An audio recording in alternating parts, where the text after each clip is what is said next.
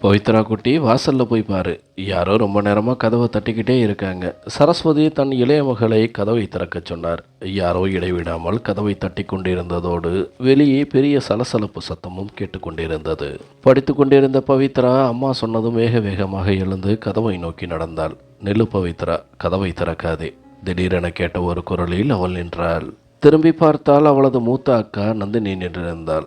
அக்கா, யாரோ ரொம்ப நேரமாக தட்டிக்கிட்டே இருக்காங்க, அதை தான் பார்க்க போகிறேன். அம்மா, இவ்வளவு பேர் எதுக்காக நம்ம வீட்டு வாசலில் வந்து நிற்கிறாங்க? ஒருவேளை நம்மளை மறுபடியும் இந்த ஊரை விட்டு துரத்த பார்க்குறாங்களா?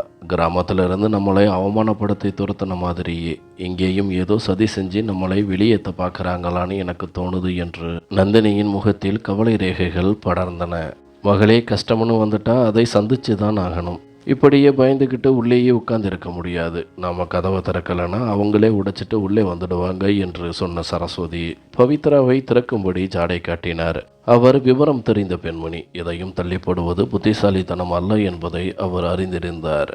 நந்தினியும் பவித்ராவிற்கு பின்னால் பயத்துடன் சென்றாள். ஆனால் பவித்ரா கதவை திறந்ததும் அந்த தாய் மகள்கள் அப்படியே உறைந்து போய் நின்றார்கள்.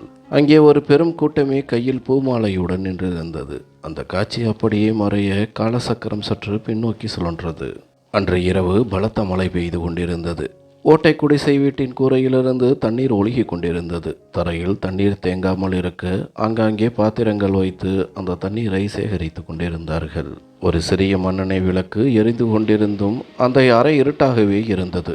அறையின் ஒரு மூலையில் 3 பெண்கள் தங்களின் தலைவிதியை நினைத்து ஒடுங்கி உட்கார்ந்து அழுது கொண்டிருந்தார்கள். ஒரு பழைய கட்டிலில் பல நோய்களால் அவதிப்பட்டு கண்களில் கண்ணீருடன் முதிய ஒரு மாணிக்கம் படுத்திருந்தார். தன் குடும்ப பெண்கள் முன்னால் பலவீனமாக தெரியக்கூடாது என்று நினைத்தார். ஆனால் அவரது உடல்நிலை ஒத்துழைக்கவில்லை. அவர்தான் அந்த வீட்டின் ஒரே ஆண். அவரே சோர்ந்து போனால் அந்த பெண்களின் கதி என்னவாகும்? சிறிது நேரத்தில் விளக்கிலிருந்த எண்ணெய் திறந்து போக அறையில் காரிருள் சூழ்ந்தது. அம்மா, எனக்கு ரொம்ப பயமாக இருக்குமா? அந்த வீட்டின் கடைக்குட்டி பவித்ரா இருட்டை பார்த்து அழத் தொடங்கினாள். பவித்ரா குட்டி, இன்னும் கொஞ்ச நேரத்தில் விடிஞ்சிடும், அப்புறம் எல்லா இடமும் வெளிச்சமாக ஆகிடும், பயப்படாதே என்று சரஸ்வதி அவளை தேற்றினார். அது விடியற்காலை நேரம். இன்னும் சற்று நேரத்தில் கோவில் மணி ஓசை கேட்கும். இல்லையம்மா, இருட்டில் யாரோ என்னை நோக்கி வர்ற மாதிரியே இருக்கு என்று அழுதபடி அம்மாவை கட்டி கொண்டாள் பவித்ரா. ஒரு கோழி தன் குஞ்சுகளை சிறகுகளுக்குள் மறைத்து வைப்பது போல சரஸ்வதி தன் மகளை அணைத்து கொண்டார். ஆனால் நந்தினி மட்டும் எதற்கும் அஞ்சாமல் அமைதியாக அமர்ந்திருந்தாள். அவள்தான் அந்த வீட்டின் தைரியமான பெண். அவளது மன உறுதிதான் அந்த தகப்பனையும் தாயையும் இன்னும் உயிரோடு வைத்திருந்தது. மெல்ல மழை நின்றது. கூரையிலிருந்து தண்ணீர் சுட்டுவதும் நின்றது. மெல்ல மெல்ல விடியலின் வெளிச்சம் பரவத் தொடங்கியது. மறுநாள் காலை. மாணிக்கம் அண்ணே, நான் அப்போவே சொன்னேன்ல, நந்தினிக்கு கல்யாணம் பண்ணி வைங்கன்னு. எவ்வளவு நாளைக்குத்தான் இந்த 2 பொண்ணுங்களையும் வீட்டிலேயே வச்சிருப்பீங்க? ஒருத்தி கடமையை முடிச்சாதான் அடுத்தவளுக்கும் வழி பிறக்கும். நீங்கள் என்னவோ அவங்களை ரகசியமாக ஒளிச்சு வச்சிருக்கீங்க. மாணிக்கத்தின் தங்கை அங்கம்மா அத்தை வந்த உடனேயே பழைய பல்லவியை தொடங்கினார். சரஸ்வதி அமைதியாக இருந்தார். ஏனென்றால் தன் நாத்தனாரிடம் அவர் என்றுமே எதிர்த்து பேசியது கிடையாது. ஏன், மாணிக்கமே தன் தங்கையிடம் பேச தயங்குவார். குடிப்பழக்கம் உள்ள தங்கையின் மகன் முத்துவிற்கு தன் வைரமான மகள் நந்தினியை திருமணம் செய்து கொடுக்க மாணிக்கத்திற்கு சிறிதும் விருப்பமில்லை. ஆனால் மறுத்து பேசவும் அவரிடம் தெம்பில்லை. ஏன் சும்மா இருக்கீங்க? நான் உங்கள் பாரத்தை குறைக்கத்தானே பார்க்கிறேன். ஊருக்குள்ளேயும் மாணிக்கம் என்ன வயசுக்கு வந்த 2 பெண்ணுங்களையும் வீட்டிலேயே வச்சுக்கிட்டு இருக்கான்னு தப்பாக பேசுகிறாங்க. சீக்கிரம் ஒரு தேதியை சொல்லுங்க. என் மகன் முத்து இப்போ நல்லா சம்பாதிக்கிறான். உங்கள் வீட்டு பொண்ணு அத்தை வீட்டுக்கு தானே வர்றா. அவளை ஒரு குறையும் இல்லாமல் நான் பார்த்துப்பேன். முத்து அப்பாவும் தன் மச்சான் பொண்ணு தான் மருமகளாக வரணும்னு பிடிவாதமாக இருக்கார். இதுவரைக்கும் நான் என் கணவரை தடுத்து வச்சிருந்தேன். ஆனால் இனிமே என்னால் முடியாது. நீங்கள் சீக்கிரம் ஒரு முடிவை சொல்லுங்க. இப்படி ஒரு வரன் உங்களுக்கு இனிமே கிடைக்காது என்று அங்கம்மா அத்தை அதிகாரத்தோடு பேசிக்கொண்டிருந்தார். அங்கம்மா அத்தை தன் அண்ணன் மாணிக்கத்தின் மீதும் அண்ணி சரஸ்வதியின் மீதும் அழுத்தத்தை கொடுக்க ஒரே மூச்சில் பேசி முடித்தார். அவர்கள் இருவரும் இந்த வரனில் விருப்பம் இல்லாமல் அமைதியாக தலைகுனிந்து அமர்ந்திருந்தனர். மாணிக்கத்திற்கு தன் தங்கையை எதிர்த்து பேச தைரியமில்லை. திடீரென பின்னாலிருந்து ஒரு குரல் கேட்டது. அத்தை, ஒரு முறை சொன்னால் உங்களுக்கு ஏன் புரிய மாட்டேங்குது? யாராவது சம்மதம் சொல்லலைன்னா அவங்களுக்கு அந்த விஷயத்தில் விருப்பம் இல்லைன்னு தான் அர்த்தம். அப்புறம் எதுக்காக தினமும் எங்கள் வீட்டு வாசலில் வந்து இப்படி நின்று எங்களை இம்சை பண்ணுறீங்க? அங்கம்மா அத்தை திடுக்கிட்டு திரும்பி பார்த்தார். அங்கே நந்தினி நின்றிருந்தாள். மரியாதையாக பேசினாலும் அவளது வார்த்தைகள் நேரடியாகவும் உறுதியாகவும் இருந்தன. எனக்கு இப்போ படிக்கணும். கல்யாணம் பண்ணிக்கிற எண்ணம் இப்போதைக்கு இல்லை. அதனால் என் அப்பா அம்மாவை வற்புறுத்தி தொந்தரவு பண்ணாதீங்க என்றாள். கடவுளே என்று அங்கம்மா அத்தை தன் காதுகளை தொட்டு கொண்டார். மாணிக்கம், உன் பொண்ணு எப்படி பெரியவங்க முன்னாடி எதிர்த்து பேசுகிறான்னு பாரு. உன் அப்பாவே என் முன்னாடி வாய் திறந்தது இல்லை. ஏன்னா நான் அவருக்கு சகோதரி. ஆனால் இவளுக்கு இவ்வளவு தைரியம் எங்கிருந்து வந்துச்சு? 2 புஸ்தகம் படித்த உடனே பெரியவங்களை மதிக்க மாட்டாளா என்று கத்தினார். நந்தினி சற்றும் தளராமல், அத்தை, நான் உங்களை அவமதிக்கவில்லை. கல்யாணம் பண்ணிக்க இப்போ எனக்கு விருப்பம் இல்லைன்னு தான் சொல்கிறேன். நான் படித்து பெரிய ஆளாகி என் அப்பாவுக்கு உதவியாக இருக்கணும்னு நினைக்கிறேன். அதுக்கப்புறம்தான் கல்யாணம் பற்றி யோசிப்பேன். தயவு செஞ்சு எங்களை நிம்மதியாக இருக்க விடுங்க என்று சொல்லிவிட்டு அங்கிருந்து உள்ளே சென்றாள். நந்தினி பேசிவிட்டு போய்விட்டாள். ஆனால் குடிகாரனும் சூதாடியுமான முத்துவை மணப்பதை விட வாழ்நாள் முழுவதும் கன்னியாகவே இருந்து விடலாம் என்பதே அவள் எண்ணம். அங்கம்மா அத்தை அவளை கோபமாக பார்த்தபடி, மாணிக்கம், உன் பொண்ணோட தோரணை சரியில்லை. இவ கண்டிப்பாக ஒரு நாள் ஏதாவது தப்பு செஞ்சு குடும்பமானத்தை வாங்க போறா. இவளுக்கு சீக்கிரம் ஏதாவது ஒரு ஏற்பாடு பண்ணு. அப்புறம் என்கிட்ட வந்து வருத்தப்படாதே. காலம் கைமீறி போகிறதுக்கு முன்னாடியே குடும்ப கௌரவத்தை காப்பாற்றிக்கோ என்று விஷத்தை கக்கினார். மாணிக்கம் மெதுவாக, தங்கச்சி, நந்தினி சம்மதம் இல்லைனா நான் எதையும் செய்ய முடியாது. அவள் வளர்ந்த பொண்ணு. அவகிட்ட பேசிட்டு நான் உனக்கு சொல்கிறேன் என்றார். உடனே அங்கம்மா சரஸ்வதியின் பக்கம் திரும்பினார். அண்ணி, நீங்களாவது உங்கள் பொண்ணுக்கு புத்தி சொல்லக்கூடாதா? பெற்றவங்களுக்கு தானே பொண்ணை நல்வழிப்படுத்துறது வேலை. ஆனால் நீங்கள் எப்போ பாரு உங்கள் புருஷனோடையவே ஒட்டிக்கிட்டு இருக்கீங்க. பொண்ணை எப்போ தான் கரை சேர்க்க போகிறீங்க? சரஸ்வதி தைரியத்தை வரவழைத்து கொண்டு தன் வாழ்க்கையிலேயே முதல் முறையாக நாத்தனாரை எதிர்த்து பேசினார். அக்கா, மாணிக்கம் சொல்றது சரிதான். அவள் வளர்ந்த பொண்ணு. நாங்கள் அவளை கட்டாயப்படுத்த முடியாது. நீங்கள் கொஞ்சம் பொறுமையாக இருங்க என்றார். தன் மகளின் வாழ்க்கை பாழாவதை அவரால் பார்த்து கொண்டிருக்க முடியவில்லை. சரி, நான் பொறுமையாக இருப்பேன். ஆனால் முத்து வீட்டில் இதையெல்லாம் ஒத்துக்க மாட்டாங்க. என் மகனுக்கு பொன் கிடைக்காமலா இருக்கு. அவன் ராஜகுமாரன் மாதிரி இருப்பான். என் அண்ணன் மேலே இருக்கிற பாசத்தில் தான் நான் இங்கே வரேன் என்று அங்கம்மா முத்துவை பற்றி பெருமையாக பேசினார். தன் மகன் நந்தினிக்கு தகுதியானவன் இல்லை என்று அவருக்கு தெரியும். ஆனால் ஒரு தாய்க்கு தன் மகன் எப்போதும் ராஜகுமாரன் தானே. சிறிது நேரம் மௌனத்திற்கு பிறகு அத்தை அங்கிருந்து கிளம்பினார். போகும்போது யோசிக்க கொஞ்சம் டைம் தர்றேன் என்று ஒரு எச்சரிக்கையை வைத்து விட்டு சென்றார். உள்ளே நந்தினி அழுது கொண்டிருப்பதை பார்த்த பவித்ரா ஓடி வந்து அவள் அருகில் அமர்ந்தாள். அக்கா, ஏன் அழற? அப்பா உனக்கு விருப்பம் இல்லாமல் அத்தை பையனுக்கு உன்னை கட்டி வைக்க மாட்டாருக்கா என்று தேற்றினாள். ஆனால் நந்தினி அழுகையை நிறுத்தவில்லை. அவளுக்கு தன் குடும்பத்தின் வறுமையும் சுற்றியிருப்பவர்களின் சூழ்ச்சியும் நன்றாக தெரிந்திருந்தது. நந்தினி தன் அழுகையை நிறுத்தவே இல்லை. அங்கம்மா அத்தை ஒரு நாள் இல்லாவிட்டாலும் ஒரு நாள் அப்பாவை சம்மதிக்க வைத்து விடுவாரோ என்ற பயம் அவளை உலுக்கியது. அழாமல் என்ன செய்வது பவித்ரா? அத்தை அடிக்கடி வந்து அப்பாவை வற்புறுத்துகிறார்கள். முத்துவின் குணமே எனக்கு பிடிக்காது. அவனை எப்படி திருமணம் செய்து கொள்வேன் என்று கண்ணீரை துடைத்தபடி கேட்டாள். அக்கா, அப்பாவை பற்றி உனக்கு தெரியாதா? இதுவரை அவர் நமது விருப்பத்திற்கு மாறாக ஏதாவது செய்திருக்கிறாரா? இப்போதும் செய்ய மாட்டார். நீ எதற்கும் கவலைப்படாமல் கடவுளை வேண்டிக் அப்பாவிற்கு உடல்நிலை சரியானால் போதும். அவர் மீண்டும் வேலைக்கு செல்ல ஆரம்பித்து விடுவார் என்று பவித்ரா ஆறுதல் கூறினாள். மாணிக்கம் காய்கறி வண்டி தள்ளுபவர். ஆனால் கடந்த 1 மாதமாக அவரால் வேலைக்கு போக முடியவில்லை. அவருக்கு அடிக்கடி காய்ச்சல் வந்து படுக்கையில் வீழ்த்தியது. அது சாதாரண காய்ச்சல் என்றுதான் குடும்பத்தினர் நினைத்தார்கள். ஆனால் மாணிக்கம் ஒரு பெரிய நோயுடன் போராடி கொண்டிருப்பது அவர்களுக்கு தெரியவில்லை. நந்தினிக்கு தன் தந்தை மீது நம்பிக்கை இருந்தது. அவர் தன்னை அத்தையிடம் பலி கொடுக்க மாட்டார் என்று நம்பினாள். மறுபுறம் அங்கம்மா அத்தை வீட்டிற்கு திரும்பியதும் அவர் மகன் முத்து அவரை சூழ்ந்து கொண்டான். அம்மா, நான் நந்தினியை கட்டாயமாக திருமணம் செய்து கொள்வேன். அவள் இல்லை என்றால் என் உயிரையும் மாய்த்து கொள்வேன் என்று கத்தினான். முத்து நந்தினியை ஒரு தலைபட்சமாக விரும்பினான். மகனே, கொஞ்சம் பொறுமையாக இரு. மாணிக்கத்தை எப்படியாவது சம்மதிக்க வைத்து விடுவேன். அந்த சிறுமி நந்தினி என்ன செய்து விடப் போகிறாள்? உன் மாமா கொஞ்சம் டைம் கேட்டிருக்கிறார், அவ்வளவுதான் என்று அங்கம்மா முத்துவை தேற்ற முயன்றார். ஆனால் முத்து எதையும் கேட்கும் நிலையில் இல்லை. அறையில் இருந்த சாமான்களை எடுத்து அங்கும் இங்கும் வீசி எறிந்தான். அம்மா, எனக்கு நந்தினி கிடைக்கவில்லை என்றால் உங்கள் மகன் உங்களுக்கு இருக்க மாட்டான் என்று சொல்லிவிட்டு கதவை ஓங்கி அறைந்து விட்டு வெளியேறினான்.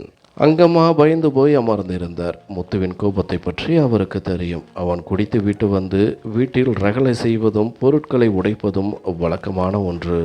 நந்தினி, பவித்ரா, சீக்கிரம் இங்க வாங்க. உங்க அப்பாவுக்கு என்னவோ ஆகுது பாருங்க. சரஸ்வதியின் அலறல் கேட்டு மகள்கள் இருவரும் ஓடி வந்தனர். மாணிக்கத்திற்கு மூச்சு திணறல் ஏற்பட்டு கட்டிலில் துடித்து கொண்டிருந்தார். அவர் நிலைமையை பார்த்ததும் மகள்களின் கண்கள் குளமாயின. அம்மா, அப்பாவின் நிலைமை சரியில்லை, இப்போதே மருத்துவமனைக்கு அழைத்து செல்ல வேண்டும் என்று நந்தினி உறுதியாக சொன்னாள். அவள் படித்தவள் என்பதால் இது சாதாரண காய்ச்சல் இல்லை என்பதை உணர்ந்தாள். ஆனால் மகளே, ஆஸ்பத்திரிக்கு போனால் நிறைய பணமாகுமே, நம்மிடம் காசே இல்லையே என்று சரஸ்வதி கலங்கினார். அம்மா, பணத்தை பற்றி இப்போ கவலைப்படாதீர்கள், அருகில் இருக்கும் அரசு மருத்துவமனைக்கு கூட்டிச் செல்வோம், அங்கு செலவு இருக்காது என்று கூறி ஒரு ரிக்ஷாவை அழைத்து மாணிக்கத்தை மருத்துவமனைக்கு கொண்டு சென்றனர். அவரை அவசர சிகிச்சை பிரிவில் அனுமதித்தனர். சிறிது நேரத்தில் ஒரு செவிலியர் ஓடி வந்து ஒரு சீட்டை கொடுத்து, இந்த மருந்துகளை உடனே வாங்கி வாருங்கள் என்றார். அரசு மருத்துவமனையில் செலவு இருக்காது என்று நினைத்த அந்த தாய்மகள்கள் ஒருவரை ஒருவர் பார்த்து கொண்டனர். கையில் காலனா கூட இல்லை. நந்தினி சற்றென்று, அம்மா கவலைப்படாதீர்கள், வீட்டு செலவிற்காக நான் கொஞ்சம் பணம் சேர்த்து வைத்திருந்தேன், இதோ போய் வாங்கி வருகிறேன் என்று மருந்தகத்திற்கு ஓடினாள். சிறிது நேரம் கழித்து மருந்துகளை வாங்கி கொண்டு வந்தாள். ஆனால் அந்த பணத்தை அவள் எப்படி புரட்டினாள் என்பதை யாரிடமும் சொல்லவில்லை. தன் காதுகளை துப்பட்டாவால் நன்றாக மூடிக்கொண்டாள். ஏனெனில் தன் தந்தையின் உயிரை காப்பாற்ற தன் காதில் இருந்த சிறு தங்க கம்மல்களை அவள் விற்றுவிட்டாள். நந்தினி விற்றுவிட்டது அவளது சாதாரண கம்மல்கள் அல்ல. அவள் பிறந்தபோது அவளது தாய் ஆசையாக சேர்த்து வைத்திருந்த அவளது அடையாளத்தை. யாரிடமும் சொல்லாமல் பொய் சொல்லிவிட்டு அந்த மருந்துகளை வாங்கி வந்தாள். மாணிக்கம் 2-3 நாட்கள் மருத்துவமனையில் சிகிச்சை பெற்றார். அங்கேதான் அந்த பயங்கர உண்மை வெளிவந்தது. மாணிக்கம் கடந்த 6 மாதங்களாக இரத்த புற்றுநோய் பாதிப்பில் துடித்து கொண்டிருந்தார். இன்று வரை கிராமத்து மருத்துவரிடம் காட்டிய போது அவர் சாதாரண காய்ச்சல் என்று மருந்து கொடுத்து விட்டார். ஆனால் இப்போது நோய் முற்றிய நிலையில் இருப்பதை அறிந்த அந்த தாய்மகள்களின் இதயம் சுக்குநூறாக உடைந்தது. மகளே, எனக்கு எதுவுமே புரியல, உன் அப்பாவோட இந்த நோயை எப்படி குணப்படுத்துவோம்? அவரோட மருந்து மாத்திரை வாங்கவே நம்மிடம் காசு இல்லையே, அப்புறம் இவ்வளவு பெரிய சிகிச்சைக்கு எங்கே போவோம்? டாக்டர் இதுக்கு ரொம்ப செலவாகும்னு சொல்றாரே என்று சரஸ்வதி கதறி அழுதார். அம்மா, ஏன் கவலைப்படுறீங்க? எப்படியாவது பணத்தை ஏற்பாடு செஞ்சிடலாம். நம்மிடம் இருக்கும் இந்த வீட்டை விற்று விடுவோம். வீடு போனாலும் பரவாயில்லை, அப்பாவோட உயிர் நமக்கு ரொம்ப முக்கியம் என்று நந்தினி தன் ஒரே புகலிடமான அந்த சிறிய வீட்டையும் தியாகம் செய்ய துணிந்தாள். பவித்ராவும் அழுது கொண்டே, அக்கா சொல்றது சரிதாமா, அப்பாவோட உயிர் கிடைச்சா போதும், வீடு நமக்கு வேண்டாம் என்று தாயை கட்டி கொண்டாள்.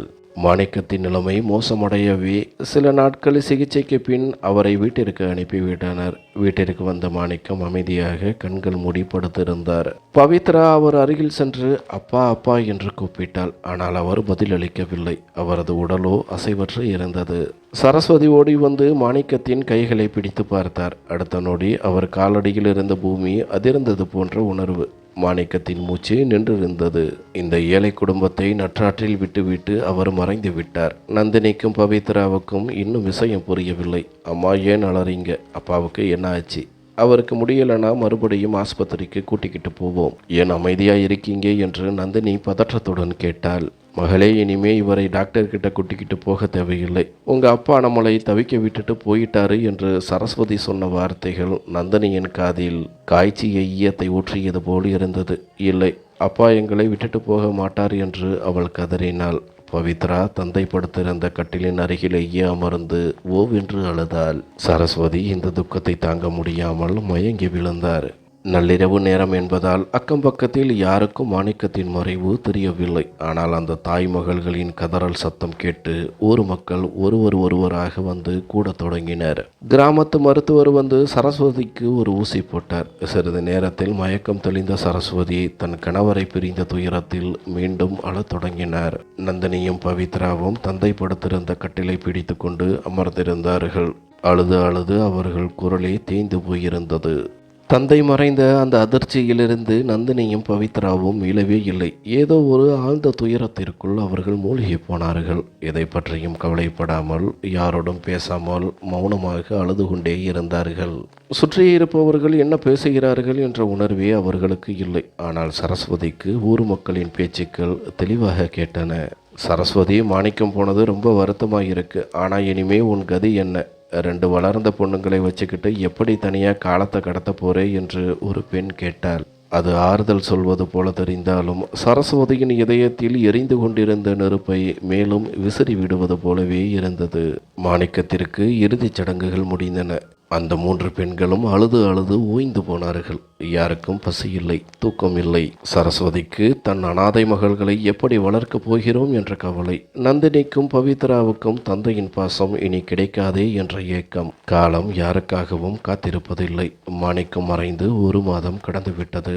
இப்போது வயிற்று பிளப்புக்கான போராட்டம் தொடங்கியது. சரஸ்வதி மற்றவர் வீடுகளில் வேலைக்கு செல்ல ஆரம்பித்தார். நந்தினி மீண்டும் தன் படிப்பை தொடர்ந்தாள். அவர்கள் முன்னேற இது ஒன்றே வழி என்று அவளுக்கு தெரிந்திருந்தது. ஆனால் ஒரு இளம் பெண் படிக்க செல்வதை கூட இந்த சமூகம் சும்மா விடுவதில்லை.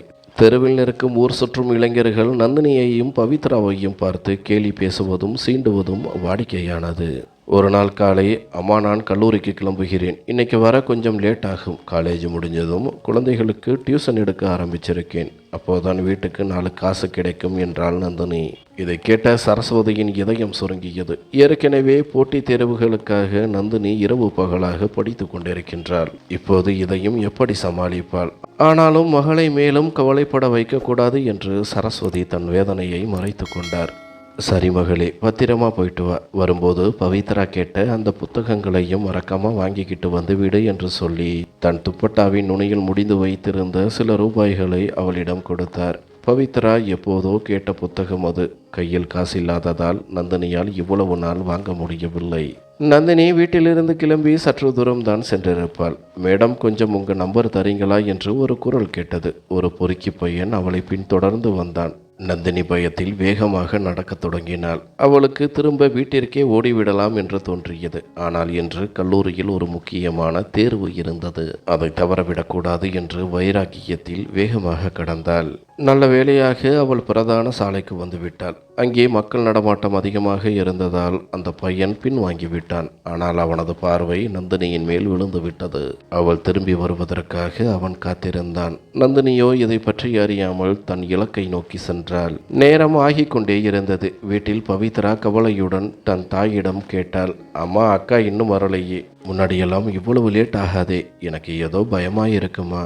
பயப்படாதே பவித்ரா, அக்கா கிளம்பும் போதே சொன்னாள். இன்னைக்கு டியூஷன் எடுக்க போறேன்னு, அதான் லேட் ஆகுது என்று சரஸ்வதி அவளை தேற்றினார். ஆனாலும் அவர் உள்ளுக்குள்ளும் ஒரு இனம் புரியாத பயம் இருக்கத்தான் செய்தது.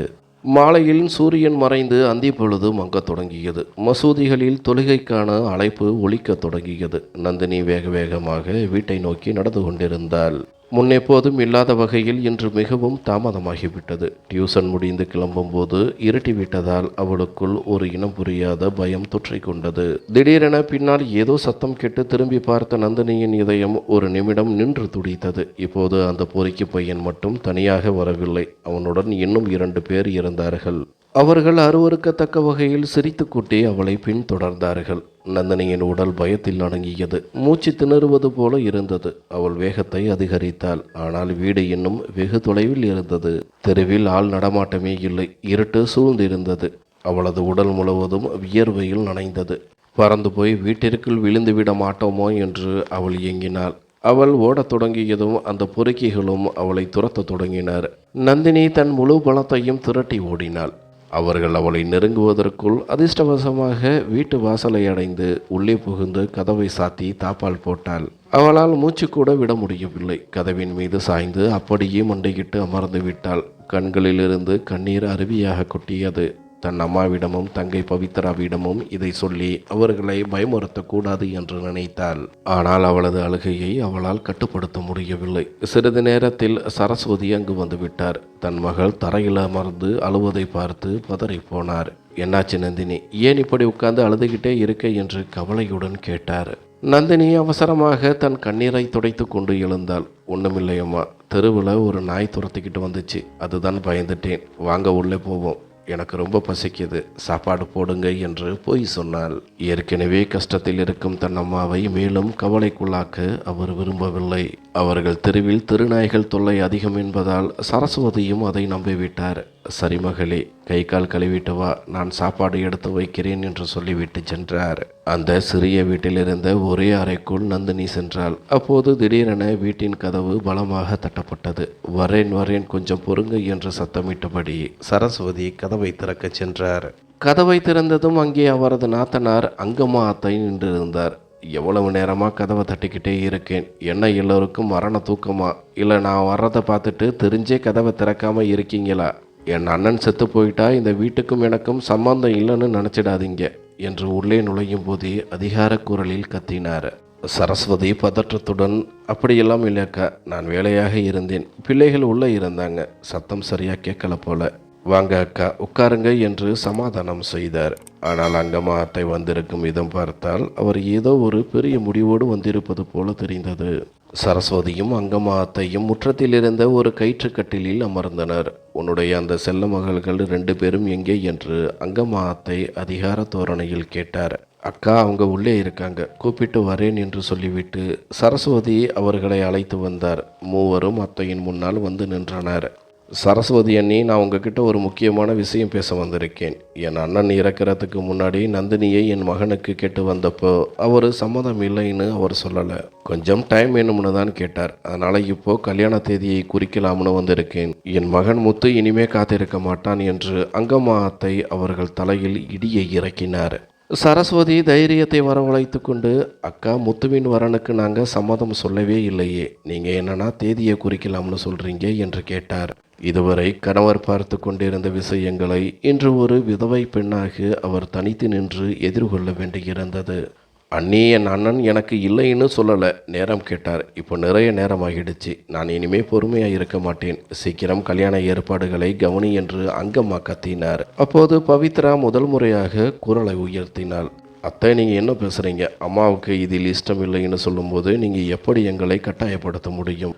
ஆகா, இவ்வளவு நாளா பெரியவ தான் வாயாடுவா, இப்போ சின்னவளுக்கும் சிறகு முளைச்சிடுச்சா என்று அங்கம்மா தன் முகத்தை அஷ்டகோணலாக வைத்துக்கொண்டு ஏளனமாக பார்த்தார். நந்தினி மட்டும் அமைதியாக நின்றிருந்தாள். தன் அத்தை எவ்வளவோ மிரட்டினாலும் தன் சம்மதமின்றி எதையும் செய்ய முடியாது என்பது அவளுக்கு தெரியும்.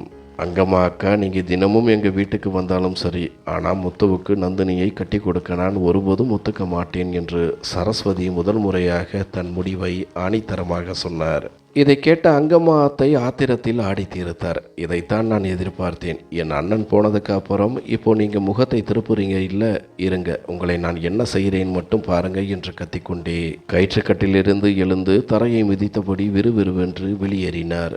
மறுநாள் காலை நந்தினி கல்லூரிக்கு செல்வதற்காக வீட்டிலிருந்து கிளம்பினாள். தெருவின் முனையில் திரும்பும்போது அவளது இதயம் ஒரு நிமிடம் நின்று துடித்தது. அங்கே அவளது அத்தை மகன் முத்து நின்றிருந்தான். அவன் கண்கள் சிவந்து நெருப்பு துண்டுகளாக தெரிந்தன. அவன் குடித்திருப்பது அவனது தடுமாற்றத்திலேயே தெரிந்தது. அவன் நந்தினியை நோக்கி தள்ளாடியபடி நடந்து வந்தான். நந்தினிக்கு தன் உயிர் போவது போன்ற பயம் ஏற்பட்டது. அவள் ஒவ்வொரு அடியாக பின்வாங்கினாள். உன் அம்மா என் கல்யாணத்துக்கு குறுக்கே நிற்கிறாங்க, நீ அவங்களுக்கு புரிய வைக்க வேண்டியது தானே என்று முத்து அதிகார குரலில் கேட்டான். நந்தினி பயத்தில் சுவரோரம் ஒதுங்கி நின்றாள். முத்து, அம்மா என் சம்மதத்தை கேட்டுதான் சொன்னாங்க, எனக்கு உன்னை கல்யாணம் பண்ணிக்க விருப்பம் இல்லை, என் வழியை விடு, இல்லைனா நான் சத்தம் போட்டு ஊர் ஆளுகளை கூப்பிடுவேன் என்று அழுது கொண்டே ஆவேசமாக சொன்னாள். நந்தினியின் பதிலை கேட்டதும் முத்துவுக்கு வெறி ஏறியது. அவன் ஓடி வந்து நந்தினியின் கழுத்தை நெருக்க தொடங்கினான். நந்தினி வலியால் அலறினாள். தன் முழு பலத்தையும் திரட்டி முத்துவை ஓங்கி தள்ளிவிட்டாள். போதையில் இருந்த முத்து அந்த தள்ளாட்டத்தில் கீழே விழுந்தான். நந்தினி அங்கிருந்து திரும்பி பார்க்காமல் வீட்டிற்கு ஓடி வந்தாள். அவள் இன்னும் அதிக தூரம் செல்லவில்லை என்பதால் உடனடியாக வீட்டிற்குள் புகுந்து கதவை சாத்தி தாழ்பால் போட்டுக்கொண்டாள். அந்த நேரத்தில் சரஸ்வதி வீட்டில் இல்லை. அவர் காலையிலேயே மற்றவர் வீடுகளில் வேலை செய்ய சென்று விட்டார். பவித்ராவும் கல்லூரிக்கு சென்றிருந்தார். நந்தினி மட்டும் அந்த வீட்டில் அனாதையாக பயந்து போய் அறையில் ஒளிந்து கொண்டிருந்தாள். சிறிது நேரத்தில் யாரோ கதவை ஓங்கி உதைக்கும் சத்தம் கேட்டது. கதவை தட்டும் வேகத்திலேயே அது முத்துதான் என்று அவளுக்கு தெரிந்தது. அவன் கதவையே உடைத்தாலும் சரி, நான் திறக்க மாட்டேன் என்று அவள் தனக்குள் ஒரு முடிவெடுத்து கொண்டாள். வெகு நேரம் கதவை உதைத்துவிட்டு முத்து ஓய்ந்து போய் அங்கிருந்து சென்ற பிறகுதான் நந்தினிக்கு மூச்சே வந்தது. ஆனாலும் பயம் அவளை விடவில்லை. கதவை திறக்காமல் உள்ளேயே முடங்கி கிடந்தாள். மதிய நேரம் நெருங்கிய போது மீண்டும் கதவு தட்டும் சத்தம் கேட்டது. நந்தினி மீண்டும் முத்து வந்து விட்டானோ என்று நடுங்கினாள். ஆனால் அது பவித்ரா. அக்கா, கதவை திறக்கா என்று பவித்ராவின் குரல் கேட்டதும் நந்தினி ஓடிச் சென்று கதவை திறந்தாள். தங்கை நிற்பதை பார்த்ததும் அவளை கட்டிக்கொண்டு அழத் தொடங்கினாள். பவித்ரா அதிர்ந்து போனாள். காலையிலேயே அவள் கல்லூரிக்கு சென்று விட்டதால் நந்தினி என்று கல்லூரிக்கு சென்றாளா இல்லையா என்பது கூட அவளுக்கு தெரியாது. அக்கா, ஏன் எப்படி அழுறே, என்னாச்சு என்று பவித்ரா பதறினாள். நந்தினி நடந்த விஷயங்களை சொன்னதும் பவித்ராவுக்கு தூக்கி வாரி போட்டது. அந்த முத்து நம்ம வீட்டு வாசலுக்கே வந்து விட்டானா? அக்கா, நீ பயப்படாத, அம்மா வந்ததும் அத்தையிடம் பேசி ஒரு முடிவு எடுப்பாங்க என்று ஆறுதல் சொன்னாள். ஆனால் தன் அத்தை தன் மகனுக்கு எதிராக ஒரு வார்த்தை கூட பேச மாட்டார் என்பது அவர்களுக்கே தெரியும். மாலையில் சரஸ்வதி வேலை முடிந்து வந்த பிறகு மூவரும் முற்றத்தில் அமர்ந்து உணவு சாப்பிட்டு கொண்டிருந்தனர். அப்போது திடீரென வீட்டின் கதவு பலமாக தட்டப்பட்டது. சரஸ்வதி எழுந்து செல்ல முயன்ற போது, அம்மா நீங்க சாப்பிடுங்க, நான் போய் பார்க்கிறேன் என்று நந்தினி சென்றாள். கதவை திறந்த நந்தினி அப்படியே உறைந்து போனாள். அங்கே ஊர் மக்கள் கூட்டமாக திரண்டு நின்று இருந்தார்கள். அவள் கதவை திறந்ததும் அவர்கள் அநாகரிகமாக கத்திக்கொண்டே வீட்டிற்குள் புகுந்தார்கள். இந்த ஊரை விட்டு வெளியேறுங்கள் என்று அவர்கள் கூச்சலிட்டனர். சரஸ்வதி ஓடி வந்து, ஐயா என்ன நடக்குது இங்க? திடீரென வீட்டிற்குள் புகுந்து எங்களை வெளியேறச் சொல்றீங்களே, நாங்கள் என்ன தப்பு செய்தோம் என்று கேட்டார். அதற்குள் ஊர்க்காரர்கள் அறையிலிருந்த பாத்திரங்களையும் துணிமணிகளையும் எடுத்து வீதியில் வீசத் தொடங்கினர். இன்னும் என்ன தப்பு செய்தோம் என்று கேட்கிறாயா? உன் மகள்கள் இந்த ஊரையே கெடுக்கிறார்கள். ஒருத்தி சாயங்கால நேரத்தில் வீட்டுக்கு வர்றா, இன்னொருத்தி மதிய நேரத்திலேயே வர்றா. இவங்க எங்கே போயிட்டு வர்றாங்கன்னு யாருக்கு தெரியும்? இப்படிப்பட்ட ஒழுக்கமில்லாதவங்களை எங்கள் ஊரில் வச்சிருக்க மாட்டோம், மரியாதையாக வெளியேறுங்கள் என்று அபாண்டமாக பழி சுமத்தினார்கள். நந்தினியும் பவித்ராவும் ஒரு மூலையில் பயந்து போய் ஒடுங்கி நின்றனர். உண்மையில் இந்த தீயை பற்ற வைத்தது அவர்களின் அத்தை அங்கம்மாதான். தன் மகனுக்கு நந்தினியை தர மறுத்ததை அவமானமாக கருதி ஊர் மக்களிடம் நந்தினியை பற்றி தவறாக பேசி அவர்களை தூண்டிவிட்டு பழி வாங்கிவிட்டார். வேறு வழியின்றி அந்த 3 பெண்களும் தங்கள் அத்தியாவசிய பொருட்களை ஒரு மூட்டையாக கட்டிக்கொண்டு வீதியில் நின்றனர். அவர்கள் வீட்டின் கதவில் ஒரு பெரிய பூட்டு போடப்பட்டது. அழுது கொண்டே பாரமான காலடிகளுடன் அந்த ஊரை விட்டு அவர்கள் நடக்கத் தொடங்கினர். எங்கே போவது, யாரிடம் உதவி கேட்பது என்று எதுவுமே அவர்களுக்கு தெரியவில்லை. இரவு நெருங்கியது. ஒதுங்கக்கூட இடமில்லாமல் தெருவின் ஓரத்தில் ஒரு மறைவிடத்தில் தரையில் அமர்ந்தனர். அங்கம்மா அத்தையை தவிர அவர்களுக்கு வேறு உறவினர்கள் யாரும் அந்த ஊரில் இல்லை. சுற்றிலும் நாய்கள் குரைக்கும் சத்தம் கேட்டு பவித்ரா பயத்தில் அம்மாவை கட்டிக்கொண்டு கதறினாள். சரஸ்வதிக்கு தன் மகளை கூட தேற்ற தெம்பில்லை. இப்போது சரஸ்வதியின் மனதில் ஒரு சிறு நம்பிக்கை மின்னி மறைந்தது. பிள்ளைகளா, நாம் அந்த பெரியவர் பண்ணையார் ஐயா வீட்டிற்கு செல்வோம். அவர் ரொம்ப நல்லவர், கண்டிப்பாக நமக்கு ஏதாவது உதவி செய்வார் என்று நம்பிக்கையுடன் சொன்னார். சரஸ்வதி தன் 2 மகள்களையும் அழைத்து கொண்டு அந்த பெரியவர் வீட்டை நோக்கி நடந்தார். அம்மா, அந்த ஐயாவோட மனைவி நம்மளை அவங்க வீட்டில் தங்க வைப்பாங்கன்னு உங்களுக்கு எப்படி தெரியுமா என்று பவித்ரா கவலையுடன் கேட்டார். பவித்ரா, அவங்க ரொம்ப நல்லவங்க மகளே, கண்டிப்பாக நமக்கு அடைக்கலம் தருவாங்க, நீ எதற்கும் பயப்படாதே, சீக்கிரம் நட, ராத்திரி ரொம்ப நேரமாயிடுச்சு, அவங்க தூங்குறதுக்குள்ளே நாம் அங்கே போயிடணும் என்று சரஸ்வதி அவளை தேற்றினார். ஆனால் நந்தினியின் மனதிற்குள் சந்தேகம் முளைத்தது. அம்மா ஊரே சேர்ந்து நம்மளை துரத்தும் போது அவங்க மட்டும் ஏன் நமக்கு இடம் தரணும் என்று கேட்டாள். மகளே, என் வார்த்தையை நம்பு, அந்த ஐயாவோட மனைவியை எனக்கு முன்னாடியே நல்லா தெரியும், அவங்க மனசு ரொம்ப பெருசு என்று சரஸ்வதி மீண்டும் மீண்டும் சொன்ன பிறகு நந்தினி அமைதியானாள். எதற்கும் துணிந்துவிட்ட நிலையில் அவர்கள் அந்த வீட்டை அடைந்தார்கள். சரஸ்வதி எதிர்பார்த்தபடியே அந்த பெரியவரின் மனைவி அவர்களை கருணையுடன் வரவேற்று சில நாட்கள் தங்குவதற்கு தன் வீட்டில் இடம் கொடுத்தார். ஆனால் எக்காலத்திற்கும் அவர்கள் அங்கேயே தங்கிவிட முடியாது என்பது நந்தினிக்கு புரிந்தது. சரஸ்வதியிடம் தன் மகள்களின் திருமணத்திற்காக சிறுக சிறுக சேர்த்து வைத்திருந்த சிறிதளவு பணம் இருந்தது. நந்தினியிடமும் டியூஷன் எடுத்ததன் மூலம் கிடைத்த சம்பளம் இருந்தது. அந்த பணத்தை கொண்டு ஊருக்கு வெளியே ஒரு சிறிய மண் குடிசையை அவர்கள் கட்டத் தொடங்கினார்கள். அவர்கள் அங்கிருந்து வெளியேற துடிப்பதற்கு இன்னொரு காரணமும் இருந்தது. அந்த பெரியவரின் பார்வை நந்தினிக்கும் பவித்ராவுக்கும் அவ்வளவு சரியாக தெரியவில்லை. தன் மனைவி வீட்டில் இல்லாத நேரங்களில் ஏதாவது சாக்கு சொல்லி அந்த பெண்களிடம் பேச அவர் முயற்சி செய்து கொண்டே இருந்தார். அவரது இந்த தவறான நடத்தை தாய்மகள்களை மிகுந்த மன உளைச்சலுக்கு ஆளாக்கியது. ஆனால் கையில் வேறு வீடு இல்லாததால் வேறு வழியின்றி அந்த தொல்லைகளை சகித்து கொண்டு அவர்கள் அங்கு தங்கியிருக்க வேண்டிய கட்டாயம் ஏற்பட்டது. ஒரு நாள் அந்த பெரியவர் வரம்பு மீறி நடந்து கொண்டார். அவரது மனைவி வீட்டில் இல்லாத சமயம் பார்த்து சரஸ்வதி இருந்த அறைக்குள் நுழைந்து தேவையில்லாத பேச்சுக்களை பேசி திடீரென அவரது கையை பிடித்தார். சரஸ்வதியால் இந்த அருவருப்பான செயலை பொறுத்து கொள்ள முடியவில்லை. ஆத்திரத்தில் அவரது கன்னத்தில் ஓங்கி ஒரு அறை விட்டார்.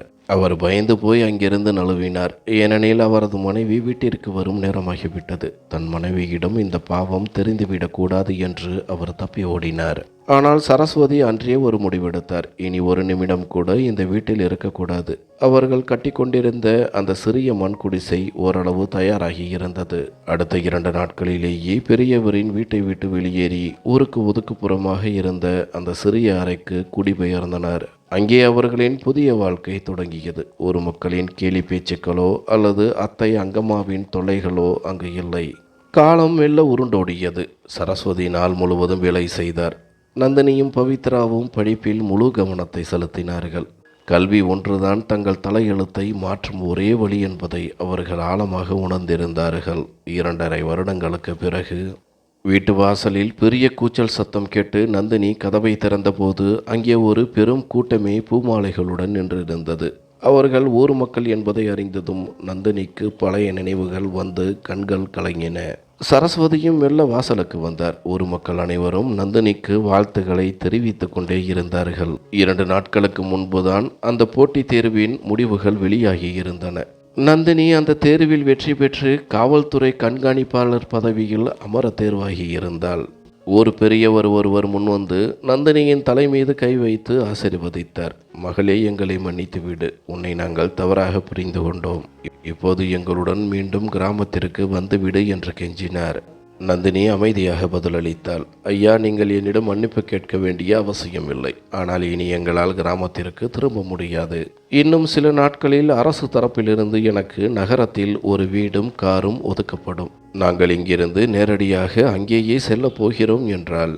நந்தினிக்கு கார் வீடு கிடைக்கப் போகும் செய்தியை கேட்டதும் ஊர் மக்கள் மேலும் வியப்பில் ஆழ்ந்து வாழ்த்துக்களை குவித்தனர். உண்மையில் நந்தினி இந்த செய்தியை தன் அம்மாவிடமோ தங்கை பவித்ராவிடமோ கூட இன்னும் சொல்லியிருக்கவில்லை. சரஸ்வதி ஓடி வந்து தன் மகளை கட்டிக்கொண்டார்.